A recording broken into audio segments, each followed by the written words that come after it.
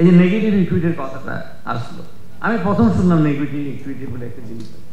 আমি তখন না, ইনফ্যাক্ট আমার তো মিথ্যা কথা বলার কোনো দরকার নেই। কি করে হইতে পারবে মানে এটা এটা মানে এগুলি কনসেপ্ট আমরা যে দেশে থাকছি পড়ালেখা করছি এগুলি ট্যাক্স বই নেই মোট কথা।